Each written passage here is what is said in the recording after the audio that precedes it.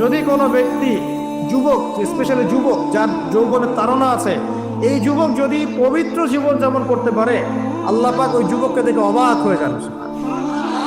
এবং কেউ যদি প্রকাশ্য গোপন জেনা থেকে বেঁচে থাকতে পারে, সাক্ষাৎ মৃত্যুর হাত থেকে আল্লাহ তাকে বাঁচাতে পারেন। আমি দলিল ছাড়া কথা বলবো না, এখানে দলিল দিচ্ছে শোনেন। 3 জন ব্যক্তি বের হয়েছে, ঝড়, বিশাল ঝড়, গুহায় আশ্রয় নিয়েছে, ঝড়ে পাথর দিয়ে গুহার মুখ বন্ধ হয়ে গেল। এই তো এটা হাদিস, কিন্তু আলেম ওলামারা জানবেন, আপনাদেরকে বলছি হাদিসে আছে কিন্তু।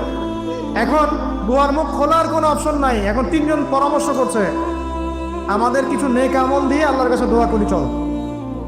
নেক আমল ওসিলা দিয়ে দোয়া করা যায়, নেক আমলে ওসিলা করে দোয়া করতে হয়, এটা একটা ভালো কাজ। সদকা করেছেন, এই ওসিলায় দোয়া করেন যে আল্লাহ আমি সদকা করেছি, আল্লাহ এই ওসিলায় আমার রোগটা ভালো করে দাও, আমার মাকে শেফা দিয়ে দাও।